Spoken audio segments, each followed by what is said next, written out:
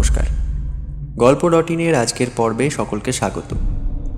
প্রথমেই আপনাদের জানাই আন্তরিক ভালোবাসা এবং অভিনন্দন। কারণটা কি? কারণটা আপনারা জানেন না? কি যে বলেন, আজ আপনাদের ভালোবাসায় আমরা পার করতে পেরেছি 1000 সাবস্ক্রাইবারের গণ্ডি। হ্যাঁ, আমাদের উপহার দেওয়া গল্পগুলো আপনারা শুনেছেন, আপনাদের ভালো লেগেছে এবং আপনারা চ্যানেলটি সাবস্ক্রাইব করেছেন, যার কারণে আমরা 1000 সাবস্ক্রাইবারের গণ্ডি পার করতে পেরেছি। আপনাদের ভালোবাসা থাকলে আমরা আরও বড় জায়গায় পৌঁছাবো খুবই শীঘ্রই, আর আপনাদের নিত্য নতুন নানা রকম স্বাদের গল্প উপহার দিতে থাকব। আজকে আর বেশি সংজ্ঞা বাড়াবো না, তবে হ্যাঁ, এটুকু বলতে পারি আজকের গল্পটা একটা ভিন্ন স্বাদের গল্প। কি গল্প সেটা থাক, এখানে বলে লাভ নেই। আজকের গল্প রবার্ট আর্থারের গল্প অনুসারে দুঃস্বপ্নের আড়ালে। আজকের গল্প পাঠে এবং অন্যান্য চরিত্রে থাকছি আমি সৌম্যজিৎ, শ্রেয়সী, শর্মিষ্ঠা, অভিরূপ, বাস্তব এবং ইন্দ্রনীল। শুরু হচ্ছে আজকের গল্প রবার্ট আর্থারের গল্প অনুসারে দুঃস্বপ্নের আড়ালে।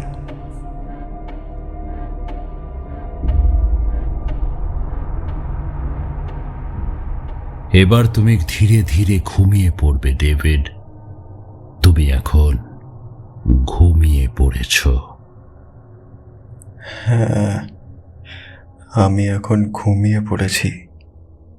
আমি এখন তোমার স্ত্রীর সাথে কথা বলবো। তুমি কিছুক্ষণের জন্য বিশ্রাম নাও ডেভিড। ঠিক আছে ডাক্তারবাবু, আমি কিছুক্ষণের জন্য বিশ্রাম নিচ্ছি। আপনি কথা বলুন।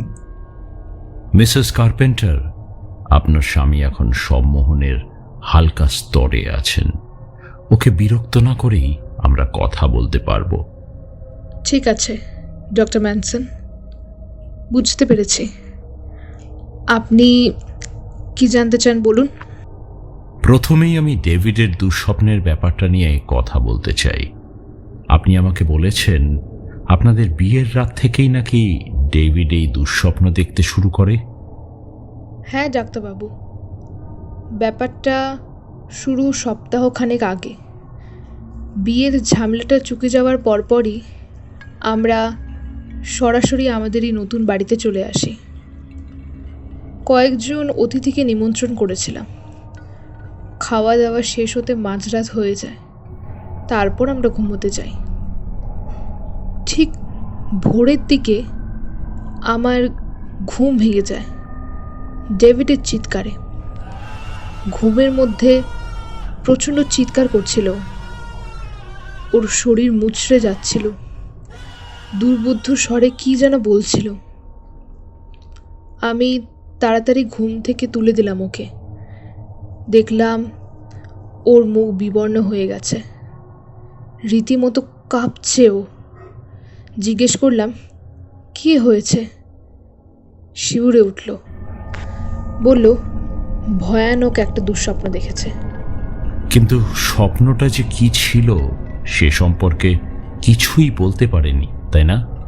হ্যাঁ, কিছুই মনে করতে পারেনি ও।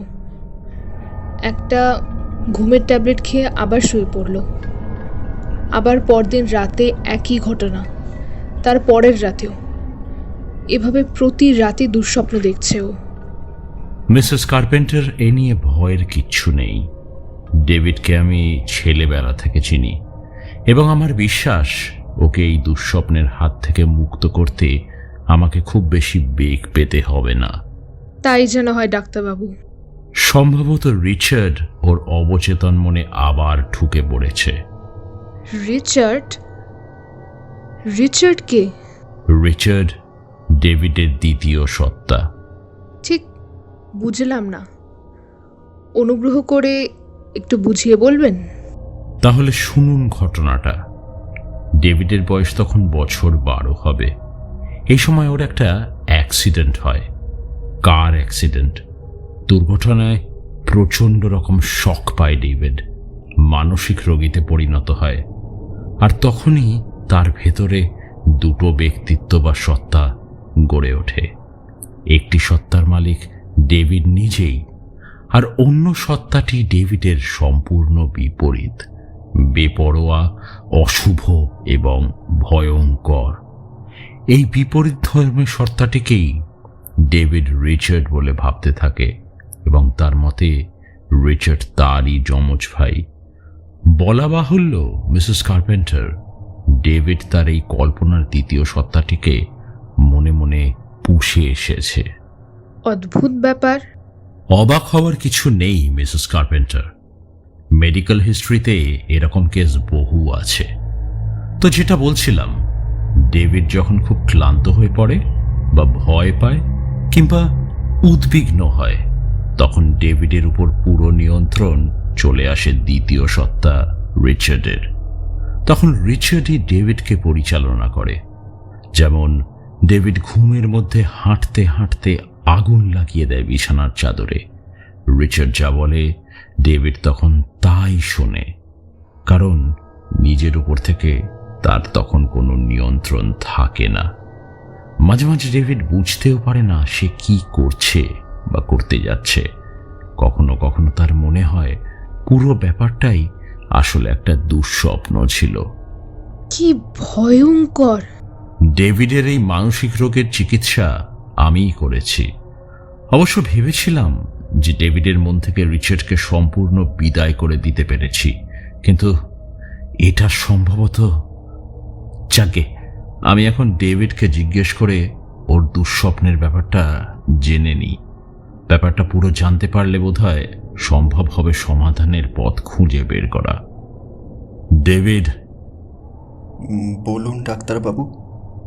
যে দুঃস্বপ্ন তোমাকে বারবার বিরক্ত করছে, সেই স্বপ্নের যাবতীয় খুঁটিনাটি আমি তোমার কাছ থেকে জেনে নিতে চাইছি। তুমি কি সে কথা মনে করতে পারছো? স্বপ্ন? হ্যাঁ হ্যাঁ হ্যাঁ হ্যাঁ, স্বপ্নের কথা মনে পড়ছে আমার। আমি আমি মনে করতে পারছি ডাক্তারবাবু। ঠিক আছে ঠিক আছে, এত উত্তেজিত হতে হবে না, শান্ত হও। ঠান্ডা মাথায় আমাকে স্বপ্নের সব কথা খুলে বলো। প্রথম কবে তুমি এই স্বপ্নটা দেখেছো? প্রথমবার? ও হ্যাঁ হ্যাঁ হ্যাঁ, অ্যানেকে যেদিন বিয়ে করলাম সেই রাতের স্বপ্নটা আমি প্রথম দেখি ডাক্তারবাবু। না না না, ভুল বলছি। ওই দিন না, বিয়ের আগের রাতে আমি আসলে স্বপ্নটা দেখেছিলাম প্রথমবার। ঠিক বলছো তো? হ্যাঁ, ওই দিন সন্ধ্যায় রিভার ডেপের কাছে কেনা নতুন বাড়িতে আমি আসি সব কিছু ঠিকঠাক আছে কিনা দেখবার জন্যে। নতুন বাড়িতে অন্যের যাতে কোনো অসুবিধা না হয় সেটা দেখাই আমার উদ্দেশ্য ছিল। সব কিছু দেখে শুনে আমার অ্যাপার্টমেন্টে ফিরতে রাত 11টা বেজে যায়। সেদিন খুবই ক্লান্ত ছিলাম আমি। বিছানায় গেলাম, কিন্তু এত ক্লান্তি সত্ত্বেও ঘুম এলো না। ঘুমের বড়ি খেলাম, কিন্তু গভীর ঘুম আসার আগেই ভয়ঙ্কর স্বপ্নটা শুরু হয়ে গেল। কিভাবে শুরু হলো ডেভিড? মনে হলো স্বপ্নের মধ্যে বুঝি টেলিফোন বাজছে। আমার বিছানার পাশেই টেবিলের ওপর ফোনটা সবসময় থাকে। স্বপ্নের মধ্যে উঠে বসলাম, ফোনটা ধরলাম। এক মুহূর্তের জন্য মনে হলো ব্যাপারটা আসলে স্বপ্ন নয়, সত্যি। কিন্তু পরেক্ষণেই বুঝলাম না না, আমি সত্যি সত্যি স্বপ্ন দেখছি। কিভাবে বুঝলে ডেভিড? কারণ তখন ফোনে কথা বলছিল লুইসি। ঘুমের মধ্যে এইটুকু চেতনা ছিল আমার যে লুইসি কিছুতেই কথা বলতে পারবে না, কারণ ও তো মারা গেছে। লুইজি কবে মারা গেছে ডেভিড? হ্যাঁ, 1 বছর আগে। ও তখন পশ্চিম ভার্জিনিয়া যাচ্ছিল ওর বাবা মার সাথে দেখা করতে। রাস্তায় ওর গাড়িটা উল্টে গিয়ে খাদে পড়ে যায়। আগুনে পুড়ে মারা যায় লুইসি। তার মানে দেখা যাচ্ছে তুমি যখন ফোনে ওর কথা শুনলে তখন তুমি বুঝলে যে আসলে তুমি স্বপ্ন দেখছো, তাই না? অবশ্যই। লুইজি বলল। হ্যালো ডেভিড, আমি লুইজি বলছি। ডেভিড, কি হয়েছে? কথা বলছো না কেন? এক মুহূর্তের জন্য আমার মুখে কোনো কথা এলো না। তারপর স্বপ্নের মধ্যে বললাম, তুমি তুমি লুইজি হতে পারো না। লুইজি মারা গেছে। তাই নাকি? সত্যি কি লুইজি মারা গেছে? এটা স্বপ্ন ছাড়া আর কিছুই নয়। আমি এক্ষুনি ঘুম থেকে জেগে উঠব, দেখব এতক্ষণ আমি একটা বাজে স্বপ্ন দেখছিলাম। একদম তাই ডার্লিং, তোমার সাথে এখন আমি কিছু কথা বলবো, তাই জন্য তোমার ঘুম থেকে উঠে পড়াই উচিত। আমিও কবর থেকে উঠে আসছি। ফোনটা রেখে দিল লুইজি। হঠাৎ করেই স্বপ্নটা বদলে গেল। যেভাবে ঘুমের মধ্যে হুট করে স্বপ্নটা বদলে যায়, ঠিক ঠিক তেমনি দেখি আমি আউটিং পোশাক পরে আছি, বসে বসে সিগারেট ফুঁকছি, অপেক্ষা করছি। আসলে অপেক্ষা করছি লুইসির জন্য। লুইসি বলেছে ও কবর থেকে উঠে আমার সাথে কথা বলার জন্য আসবে। দ্বিতীয় সিগারেটটা শেষ করেছি সবে। এমন সময় বেজে উঠল কলিং বেল। যান্ত্রিক মানুষের মতো উঠে দাঁড়ালাম আমি। সোজা গিয়ে দরজাটা খুললাম। না, লুইজি নয়, রিচার্ড দাঁড়িয়ে আছে দরজার ওপাশে। তোমার যমজ ভাই রিচার্ড? হ্যাঁ, ও তো আমার যমজ ভাই, তবে আমার চেয়ে লম্বা, শক্তিশালী আর দেখতেও অনেক হ্যান্ডসাম। ও আমাকে দেখে হাসল। চোখে সেই পুরনো বুনো ভাবটা চকচক করছে। হ্যালো ডেভিড, আমাকে ভেতরে আসতে বলবে না? হাজার হোক, 15 বছর ধরে তোমার সাথে আমার কোনো যোগাযোগ নেই। ভদ্রতার খাতিরেও তো আমাকে একবার আমন্ত্রণ জানানো উচিত নাকি? হ্যাঁ? না না রিচার্ড, না, তুমি তুমি আবার ফিরে আসতে পারো না। কিন্তু আমি তো ফিরে এসেছি। হ্যাঁ, আমাকে প্রায় ঠেলে ভেতরে ঢুকলো। অনেক দিন ধরেই আমি মনে মনে প্ল্যান করেছিলাম কোনো ছুঁতোয় যদি তোমার কাছে আসা যায়।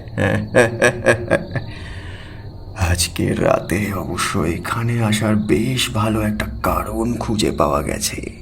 তুমি তুমি আবার এলে কেমন করে? তুমি তো মরে গেছো। আমি আর ডক্টর ম্যানসন মিলে তোমাকে খুন করেছি। লুইজিও তো মরে গেছে। সে যদি আজ রাতে আসতে পারে, আমার আসতে দোষ কি? তুমি তুমি আসলে কি চাও বলো তো? শুধু তোমাকে সাহায্য করতে চাই ডেভিড। আজ রাতে তোমার সাহায্যের খুবই দরকার। মৃতা স্ত্রীর সাথে নতুন করে সাক্ষাৎ করার মতো স্নায়ুর জোর তোমার নেই যে। প্লিজ রিচার্ড, রিচার্ড প্লিজ, দয়া করে চলে যাও তুমি, প্লিজ রিচার্ড। ওই দেখো, দরজায় কে যেন ঘা মারছে। মনে হয় লুইজি ধাক্কা মারছে। তুমি যাও, ওর সাথে কথা বলো। তবে মনে রেখো, কাছে পিঠেই কিন্তু আমি আছি। সাহায্যের প্রয়োজন হলে আমাকে ডাক দিও। রিচার্ড চলে গেল পাশের রুমে। দরজায় অসহিষ্ণু গ্রাহক ক্রমশ বেড়েই চলেছে। দরজা খুলে দিলাম। লুইজি সাদা পোশাক পরনে, যেভাবে আমি কবর দিয়েছিলাম ঠিক সেই একই পোশাক। মাথায় ঘোমটা, বিভৎস পোড়া মুখটা ঢেকে রেখেছে। আমাকে বাঁশ কাটিয়ে নিঃশব্দে ভেতরে ঢুকলো লুইজি। খুব আস্তে একটা চেয়ারে বসলো, অনেকক্ষণ চুপচাপ। তারপর কথা বলে উঠল লুইজি। আমাকে থেকে খুব চমকে উঠেছো তাই না ডেভিড? যাও, দরজাটা বন্ধ করে এসো, তারপর তোমার সাথে আমি কথা বলছি। আমি দরজাটা বন্ধ করলাম। তারপর বিস্ফোরণের মতো আমার গলা থেকে কথাগুলো বেরিয়ে এলো। কি চাও তুমি? তুমি তুমি এখানে কেন এসেছো? বলো বলো কেন এসেছো? তুমি তো মারা গেছো। তাই নাকি ডেভিড? আমি মারা গেছি? তুমি নিশ্চয়ই বিশ্বাস করো না যে আমি মরে গেছি, নাকি করো? না ডেভিড, আমি মরিনি। তোমার সাথে জাস্ট একটা ছোট্ট মজা করেছি। মজা? আমার সাথে? আমি হতবুদ্ধির মতো বললাম। আবার হাসতে শুরু করলো লুইসি। এমন হাসি যেন মৃগী রোগ হয়েছে। হ্যাঁ ডেভিড, যে কোনো সমস্যা হলেই তুমি ভয়ে অস্থির হয়ে যাও। তাই আমার ভূত সেজে দেখতে ইচ্ছা করলো তুমি আসলে কি করো। মিথ্যে কথা বলছো তুমি। তুমি তুমি মৃত। তুমি মরে গেছো। আমি নিজে তোমাকে কবর দিতে দেখেছি। তুমি মরে গেছো, এটা হতে পারে না। উফ, আই সোয়্যার ডেভিড, আমি মিথ্যে বলছি না। আমার দিকে ভালো করে তাকাও তো। আমাকে কি মরা মানুষের মতো দেখতে লাগছে? ঘুমটা তুলে ফেললো লুইসি। ওর মুখ দেখতে পেলাম আমি। সারা মুখে কোথাও দাগ নেই। ভরহাট গাল, উজ্জ্বল চোখ, ঝকঝকে দাঁত, টসটসে অধরে বেড়াল সুলভ হাসি। তুমি যাকে কবর দিয়েছ সে আমি নই, অন্য একটি মেয়ে। মেয়েটিকে আমি রাস্তা থেকে তুলে নিয়েছিলাম। আমার কাছে লিফট চেয়েছিল। গাড়ি অ্যাক্সিডেন্টে মারা যায় মেয়েটি, অলৌকিকভাবে বেঁচে যাই আমি। ওর আঙ্গুলে আমার আংটিটা পরিয়ে দিই, আমার হাত ব্যাগটা ওর সাথে দিয়ে দিই ওর শরীরের নিচে। তারপর গাড়িতে আগুন লাগাই। কিন্তু কিন্তু কেন? এই কাজ কেন করতে গেলে তুমি? ধূপ করে চেয়ারে বসে পড়লাম আমি। কারণ আমি মজা দেখতে চেয়েছিলাম। আমাকে নিয়ে তুমি যতটা ক্লান্ত হয়ে পড়েছিলে, আমি তার চেয়েও বেশি ক্লান্ত হয়ে পড়েছিলাম তোমার সাথে এই এক ছাদের তলায় থাকতে গিয়ে। সম্পূর্ণ ভিন্ন পরিচয় বেঁচে থাকার প্ল্যানটা আমার খুব পছন্দ হয়েছিল। তাছাড়া আমি তো ঠিক করেই রেখেছিলাম, যখন এই লুকোচুরি খেলায় ক্লান্ত হয়ে পড়বো তখন আবার ফিরে আসবো। এখন আমার টাকা পয়সা সব শেষ, তাই আমাকে আবার ফিরতে হয়েছে। কিন্তু আমি তো কাল বিয়ে করতে যাচ্ছি হ্যানে নামে একটা মেয়েকে। জানি তো, খবরের কাগজেই জেনেছি তোমাদের বিয়ের কথা।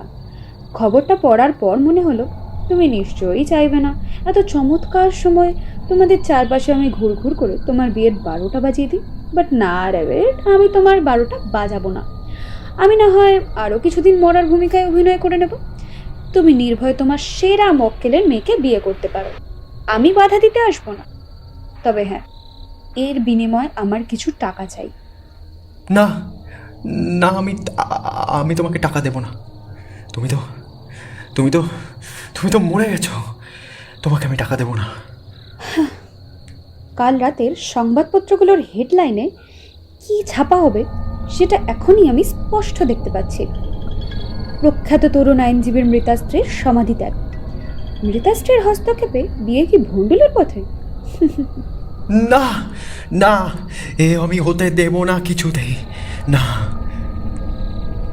বেশি না, আপাতত $10,000 হলেই চলবে আমার। চুপচাপ ডিভোর্স পাবে তুমি আমার কাছ থেকে, কাকপক্ষীটিও টের পাবে না। নির্ভাবনায় বিয়েটা করতে পারবে, দেখো কোনো ঝামেলাই হবে না। আমি কোনো কথা বললাম না। মনের মধ্যে ঝড় বয়ে যাচ্ছে। ভীষণ দুর্বল ঠেকছে শরীর। মাথাটা কাজ করছে না আমার। নিজেকে নিস্তেজ লাগছে। লুইজি উঠে দাঁড়ালো। প্রস্তাবটা ভেবে দেখো। আমি একটু ভেতর থেকে আসছি, দেখতে হবে না কেমন সাজিয়েছো নতুন বাড়ি। 5 মিনিট সময় দিয়ে গেলাম ভাবার, তারপর এসে তোমার কাছ থেকে একটি চেক আশা করব। লুইজি বেরিয়ে গেল ঘর থেকে। হতাশা আর যন্ত্রণায় আমি মুখ ঢেকে বসে রইলাম। প্রার্থনা করলাম এখনই যেন আমি জেগে উঠি ঘুম থেকে। যখন চোখ তুললাম দেখি পাশেই দাঁড়িয়ে আছে রিচার্ড, আমার যমজ ভাই। তুমি পুরো ব্যাপারটাই গুবলেট করে ফেলেছো ডেভিড। ও তোমার পিলে চমকে দিয়েছে দেখছি। কিন্তু ও তো মারা গেছে। আমি নিশ্চয় স্বপ্ন দেখছি রিচার্ড। কোনটা স্বপ্ন আর কোনটা স্বপ্ন নয় এ কথা কে বলতে পারে? হ্যাঁ, আমার মনে হচ্ছে ওকে সুযোগ দেওয়াটা ঠিক হবে না। একবার যদি ওকে টাকা দাও, ও কয়েকদিন বাদ ঠিক আবার এসে তোমার কাছে টাকা চাইবে। কিন্তু এছাড়া তো আমার করারও কিছু নেই রিচার্ড। অবশ্যই আছে। লুইজি একবার মরেছে, ওকে আবারও একবার মরতে হবে। না না না না না, ওকে আমি মারতে পারবো না। তাহলে তো পুরো ব্যাপারটা সেই ছেলেবেলার মতোই আমাকে সামলাতে হয় দেখছি। আমার দিকে তাকাও ডেভিড। না না, কিন্তু পারলাম না। চুম্বকের মতো আকর্ষণ করলো রিচার্ডের চোখ, যেন সেই ছোটবেলার অনুভূতি ফিরে এলো আমার মধ্যে। রিচার্ডের চোখ যেন ক্রমশ বড় হতে শুরু করেছে। কালো অন্ধকার সেই চোখের তারা কি তীব্র আকর্ষণে আমাকে গ্রাস করে চলেছে টের পাচ্ছি আমি। মনে হচ্ছে চোখ নয়, কালো জলের গভীর একটা হ্রদ। সেই হ্রদে আমি ডুবে যাচ্ছি, ক্রমশ ডুবে যাচ্ছি। এখন ডেভিড, তোমার শরীরের পুরো নিয়ন্ত্রণ আমি নিয়ে নিচ্ছি, যেভাবে আগে নিতাম। কিছুক্ষণের জন্য তোমার সত্তা সম্পূর্ণভাবে বিলুপ্ত হয়ে যাবে আমার মধ্যে। রিচার্ডের চোখের ওই সর্বগ্রাসী কালো দিঘি আমাকে ক্রমশ আঁকড়ে ধরল। মাথাটা মোচড় দিয়ে উঠল। তারপরেই দেখি রিচার্ড নেই। বুঝতে পারলাম বরাবরের মতো ওরই জিত হয়েছে। ও এখন আমাদের শরীর নিয়ন্ত্রণ করছে। ওর কাছে আমি এখন সম্পূর্ণ অসহায়। ওই চোখ এবং কান এখন আর আমার নিয়ন্ত্রণে নেই। রিচার্ড যা বলবে কোনো প্রতিবাদ ছাড়াই সেই কাজগুলো আমাকে করতে হবে। লুইজি এই সময় রুমে ঢুকলো। উজ্জ্বল আত্মবিশ্বাসে ঝকঝক করছে ওর চোখ। তাহলে ডেভিড, এতক্ষণে নিশ্চয়ই তুমি মনস্থির করে ফেলেছো? হ্যাঁ লুইজি, আমি মনস্থির করে ফেলেছি। আমার ভেতর থেকে কথা বলে উঠল রিচার্ড, কণ্ঠ অনেক দৃঢ় ও আত্মবিশ্বাসী। লুইসি একটু চমকে উঠল, তবে বিস্ময়ের ভাবটুকু গোপন করে বলল, তাহলে চেকটা দাও। লাস ভেগাসে আমি ডিভোর্সের ঝামেলাটা চুকিয়ে ফেলি। তোমার সাথে আমার আর কোনো সম্পর্কই থাকবে না। তুমি কোনো চেক পাচ্ছ না, কোনো ডিভোর্সও হচ্ছে না। তাহলে তো আঙ্গুলটা বাঁকা করতেই হয়। তবে এই পাবলিসিটি কিন্তু তোমার ক্যারিয়ারের জন্য খুব একটা সুফল বয়ে আনবে না বলেই আমার বিশ্বাস, ডেভিড। তুমি কোনো পাবলিসিটিও করতে পারবে না। আর তোমার জ্ঞানার্থে বলছি, আমি ডেভিড নই, আমি রিচার্ড। রিচার্ড? কি কি আবল তাবল বকছো তুমি? আবল তাবল না, আমি ডেভিডের যমজ ভাই। ডেভিড যা করতে পারে না, আমি রিচার্ড ওর হয়ে সেই সমস্ত কাজ করে দিই। ও গড, তোমার মাথাটা দেখছি সত্যিই খারাপ হয়ে গেছে। জাগে, আমি এখন যাচ্ছি। কাল সকাল 9টা পর্যন্ত তোমাকে সময় দিলাম। এর মধ্যে মন পরিবর্তন করে চেকটা আমাকে হস্তান্তর করলেই হবে। কোনো চেক পাবে না তুমি। আমি খুব ভালো করেই জানি তুমি একটা দুমুখ সাপ, আর দুমুখ সাপেরা কখনো তাদের কথা রাখে না। বলতে বলতে রিচার্ড এগিয়ে গেল ওর দিকে। এই প্রথম ভয় পেল লুইজি। দ্রুত ঘুরে দাঁড়ালো, যেন পালিয়ে বাঁচবে। আচমকা ওর হাত চেপে ধরলো রিচার্ড, টান মেরে ওকে নিজের কাছে ঘোরালো। তারপর কঠিন দুটো হাত দিয়ে চেপে ধরলো লুইজির গলা। আমি অসহায়ের মতো তাকিয়ে দেখলাম রিচার্ডের দুই হাত শক্ত হয়ে ক্রমশ হয়ে চেপে বসছে লুইসির গলায়। লুইসির মুখের রং দ্রুত পরিবর্তিত হতে শুরু করলো। চোখ দুটো বড় বড় হয়ে উঠলো। 30 সেকেন্ডের মতো ধস্তাধস্তি করলো। লাথি মারতে চাইলো, খামচে বসলো। নীল হয়ে গেল মুখ। হা করা মুখের কোণ থেকে গড়িয়ে পড়ছে লালা। চোখ দুটো যেন গর্ত ছেড়ে বেরিয়ে আসতে চাইছে। রিচার্ড ঠান্ডা মাথায় গলায় চাপ বাড়িয়েই চলল। এক সময় নিস্তেজ হয়ে পড়ল লুইসি। ও প্রাণ হারিয়েছে। ওকে ছেড়ে দিল রিচার্ড। মেঝেতে পড়ে গেল নিষ্প্রাণ দেহটা। ঠিক আছে ডেভিড, এখন তুমি কথা বলতে পারো। তুমি তুমি ওকে খুন করেছো? রিচার্ড আমার রুমাল দিয়ে ওর মুখটা মুছল। চমৎকার কথা। আমি কি ওকে খুন করেছি নাকি করিনি? সত্যিই কি ও জীবিত ছিল নাকি মৃত ছিল? তুমি আমাকে বোকা বানানোর চেষ্টা করছো? হ্যাঁ হ্যাঁ, এটা এটা নিছকই স্বপ্ন।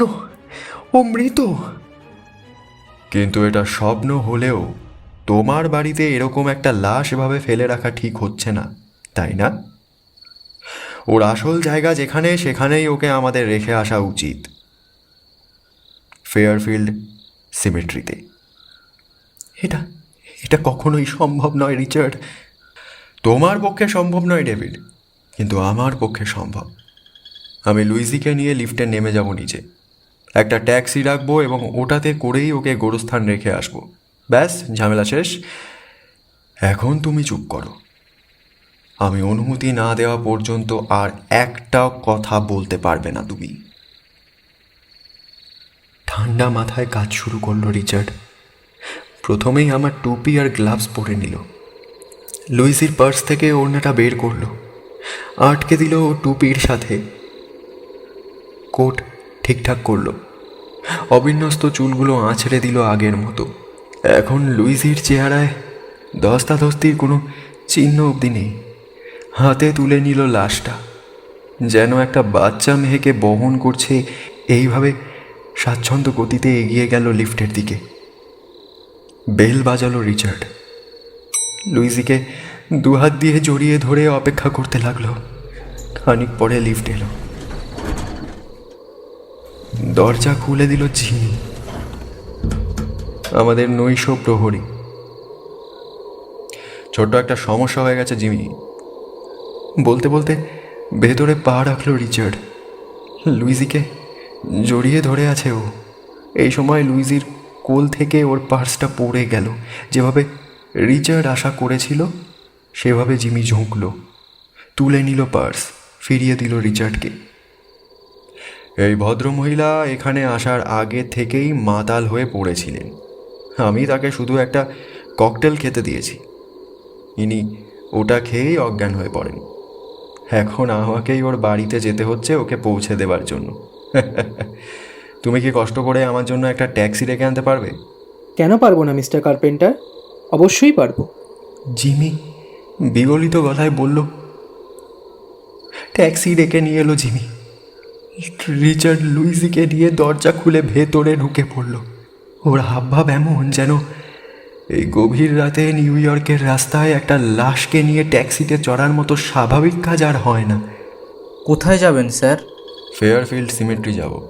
কি, ফেয়ারফিল্ড গোরস্থান? এত রাতে? আপনি আমার সাথে মশকরা করছেন না তো স্যার? একেবারেই না। এই ভদ্রমহিলা মারা গেছেন, আমি তাকে কবর দিতে যাচ্ছি। এই যে শুনুন স্যার, এই রাত দুপুরে না এসব ঠাট্টি আর কি একদম ভালো লাগে না। আপনি সত্যি কোথায় যেতে চান বলুন, না হয় দয়া করে ট্যাক্সি থেকে নেমে পড়ুন। রিচার্ড এক মুহূর্ত সিদ্ধান্তহীনতায় ভুগল, তারপর কাঁধ ঝাঁকিয়ে বলল, সরি, তোমার সাথে আমি সত্যিই ইয়ার্কি করছিলাম।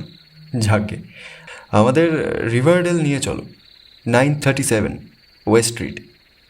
বিড়বিড় করে কী সব বলে ড্রাইভার স্টার্ট দিল ট্যাক্সিতে। নিউ ইয়র্কের ব্যস্ত রাস্তা দিয়ে আমরা ছুটে চললাম। রিচার্ড এখনও লুইজিকে ধরে আছে, যেন একটা বাচ্চা মেয়েকে আদর করছে।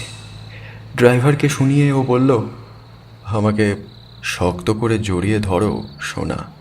টাইম স্কোয়ার পেরিয়ে গেলাম আমরা। উজ্জ্বল আলো এসে পড়ল লুইজির মুখে। ট্রাফিক জ্যামে দাঁড়াতে হলো। লোকজন পাশ দিয়ে হেঁটে যাচ্ছে। অলস দৃষ্টি ছড়িয়ে দিচ্ছে কেউ কেউ আমাদের দিকে, মুখ ঘুরিয়ে চলে যাচ্ছে। বিশ্বের ব্যস্ততম শহরের কেন্দ্রস্থল ধরে আমরা এগিয়ে যাচ্ছি। কারোর মনে সামান্যতম সন্দেহও জাগছে না। ট্যাক্সিতে রিচার্ডের গায়ে হেলান দেওয়া ঘোমটা পরা এই মহিলাটা একটু আগে খুন হয়েছে। আসলে একটা লাশ বহন করে চলেছে রিচার্ড। হেনরি হাডসন হাইওয়েতে উঠে ট্যাক্সি ছুটল রিভারডেলের দিকে। যে বাড়ির ঠিকানাটা রিচার্ড ট্যাক্সি ড্রাইভারকে দিয়েছে ওটা আমারই বাড়ি। অ্যানে আর আমার জন্য বাড়িটা কিনেছি আমি। বাড়ির সামনে ট্যাক্সিটা থামলো। রিচার্ড সাবধানে লুইসিকে নামালো ট্যাক্সি থেকে, পকেট থেকে টাকা বার করলো, ভাড়া মিটিয়ে দিল, চলে গেল ট্যাক্সি ড্রাইভার। অন্ধকার রাত, শূন্য রাস্তা, এমনকি একটা কুকুর পর্যন্ত দেখা যাচ্ছিল না কোথাও। কেউ দেখলো না, কেউ জানলো না একটা লাশ নিয়ে রিচার্ড বাড়িতে ঢুকতে যাচ্ছে। পকেট থেকে চাবি বের করলো সে, দরজা খুলল, লুইজিকে নিয়ে ঢুকলো ভেতরে।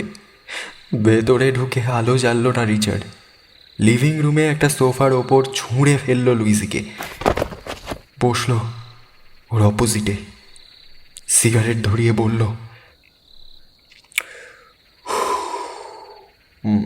ঠিক আছে ডেভিড, এখন তুমি কথা বলতে পারো। রিচার্ড, তুমি তুমি পাগল হয়ে গেছো নাকি? লুইজিকে আমরা অ্যাপার্টমেন্টে রেখে আসার বদলে এখানে নিয়ে আসার কোনো মোটিভই বুঝতে পারছি না। এখন এখন এখন আমরা কি করব শুনি?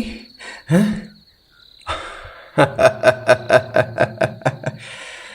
আমারই বা কী করার ছিল? হ্যাঁ, নিজেই তো দেখলে ওই ব্যাটা ড্রাইভারটা সিমেট্রিতে যেতেই চাইল না। এই সময় আমাদের ভয়ানক চমকে দিয়ে উঠে বসলো লুইজি। লুইজিকে ভয়ানক অসুস্থ লাগছে। হাত দিয়ে নিজের গলা পর্যবেক্ষণ করলো ও কিছুক্ষণ। যখন কথা বলল, ব্যাঙের মতো আওয়াজ বেরোলো গলা থেকে। ডেভিড, তুমি তুমি আমাকে খুন করতে চেয়েছিলে?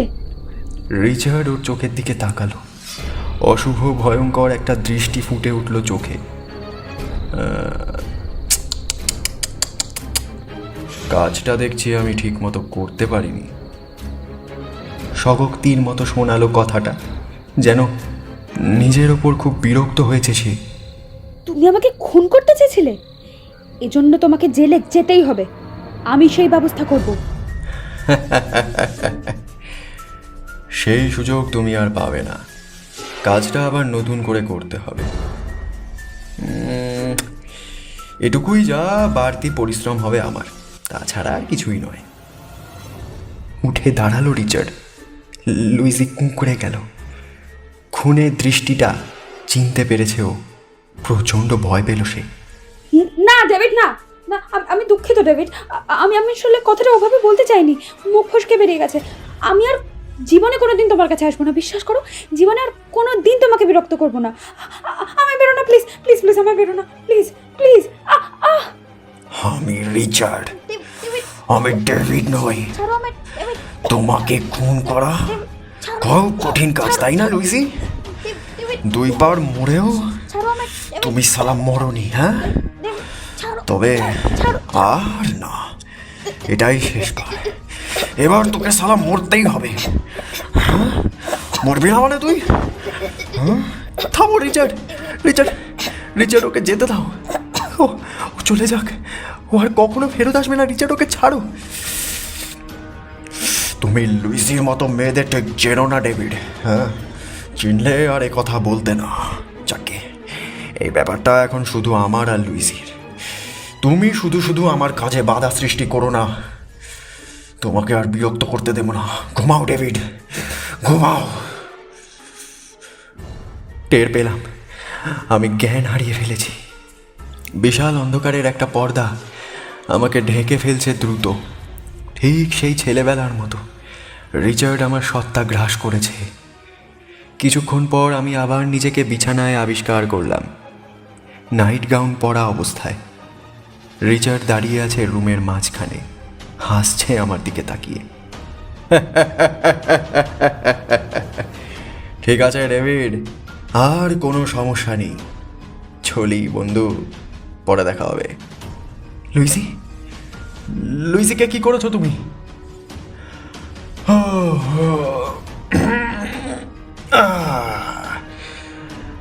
লুইজির কথা ভুলে যাও, ও তোমাকে কোনোদিন বিরক্ত করতে আসবে না। ওর একটা ব্যবস্থা হয়ে গেছে। কি করেছো তুমি ওর সাথে? জবাব দাও রিচার্ড। গুড নাইট ডেভিড, আমি চলে যাচ্ছি। ও হ্যাঁ, ভোরবেলা ঘুম থেকে উঠে আবার কোনো কারণে ভয় পেও না কিন্তু। মনে করো এটা স্রেফ একটা স্বপ্ন ছিল।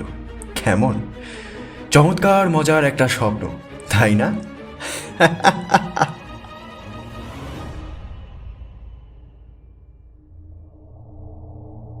চলে গেল রিচার্ড। এক মুহূর্ত পর আমি চোখ মেললাম। দেয়াল ঘড়ির শব্দ ভেসে এলো কানে। 9টা বেজেছে।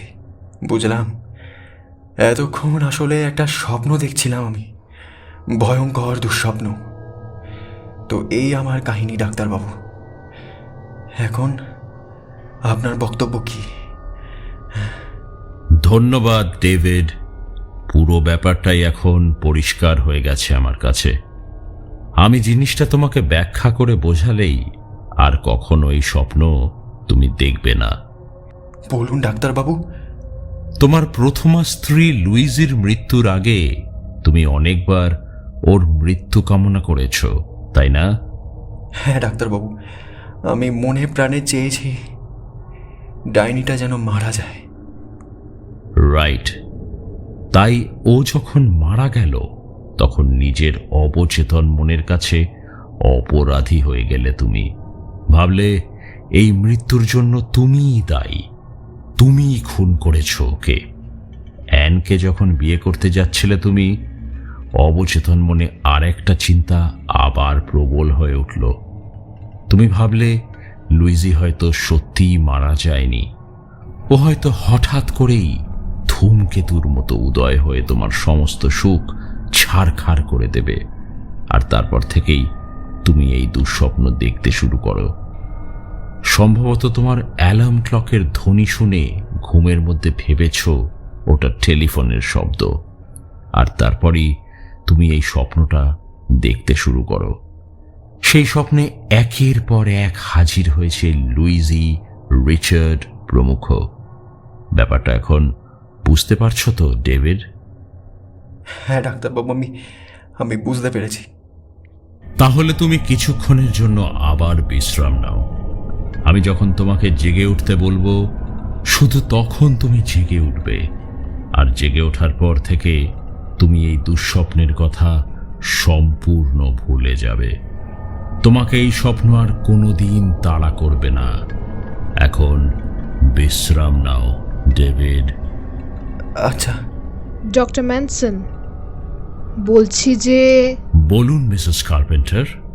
আপনি কি নিশ্চিত ও আর কখনোই স্বপ্ন দেখবে না?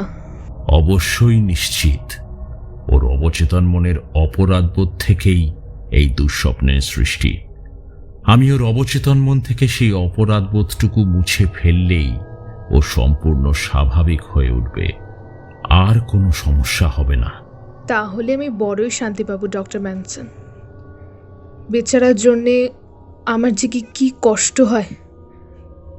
ও ক্ষমা করবেন, কলিং বেলের শব্দ শুনলাম, একটু দেখে আসি আবার কে এলো। ঠিক আছে, যান। ও, এই লোকটি তো দেখি আমাদের জন্য অনেকগুলো ব্ল্যাঙ্কেট নিয়ে এসেছে। দেখি কে পাঠালো? ও মা, ডেভিডের বোন পাঠিয়েছে উপহার হিসেবে। ব্ল্যাঙ্কেটগুলো খুব সুন্দর না? হ্যাঁ, খুব সুন্দর। এগুলো আমি খুব যত্ন করে তুলে রাখবো। কোথায় রাখা যায়? এই তো মনে পড়েছে, ডেভিড আমাদের এই জানালার ফোকরে বেশ বড় একটা সিন্দুক বানিয়েছে। সিন্দুকটা এয়ার টাইট, পোকা ধরারও সম্ভাবনা নেই। ঠিক আছে, এটার মধ্যে এখন ব্ল্যাঙ্কেটগুলোকে রাখি। ডেভিড, তুমি এখন সম্মোহিতের অবস্থা থেকে জেগে উঠতে পারো। বাহ, এই তো জেগে উঠেছ দেখছি। কেমন লাগছে ডেভিড? চমৎকার লাগছে ডাক্তার। আমি ডেভিড নই, আমি রিচার্ড। তবে আমার একটা ব্যাপার ভেবে খুব অবাক লাগছে ডক্টর।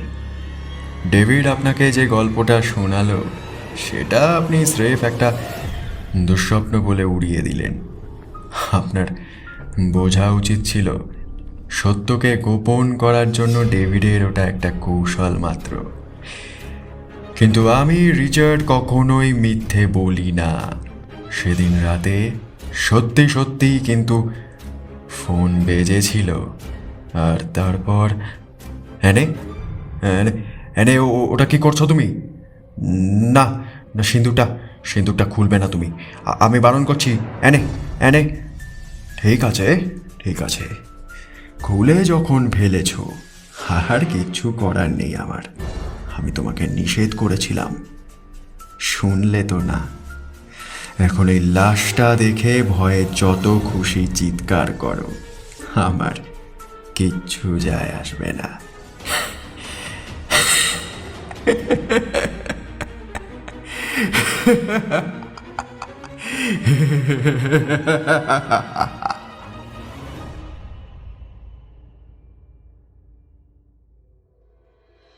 শেষ হলো রবার্ট আর্থারের গল্প অনুসারে আজকের গল্প দুঃস্বপ্নের আড়ালে। আজকের গল্পে অ্যানির ভূমিকায় শর্মিষ্ঠা, লুইসির ভূমিকায় শ্রেয়সী, ট্যাক্সিওয়ালার ভূমিকায় অভিরূপ, নৈশ প্রহরীর ভূমিকায় বাস্তব এবং রিচার্ড ডেভিড গল্পের সূত্রধার। আর্ট, পোস্টার ডিজাইন, সাউন্ড এবং এডিটিংয়ে আমি সৌমজিৎ। প্রতি সপ্তাহের মতো আগামী সপ্তাহেও আপনাদের উদ্দেশ্যে একটি নতুন গল্প নিয়ে হাজির হব। ততক্ষণ দেখতে থাকুন আমাদের বাকি গল্পগুলো। আর হ্যাঁ, 1000 তো হয়েছে, এবার কিন্তু চ্যানেলটা সাবস্ক্রাইব করেই যেতে হবে। শেয়ার করতে ভুলবেন না কিন্তু। ভালো থাকবেন, সুস্থ থাকবেন। ধন্যবাদ।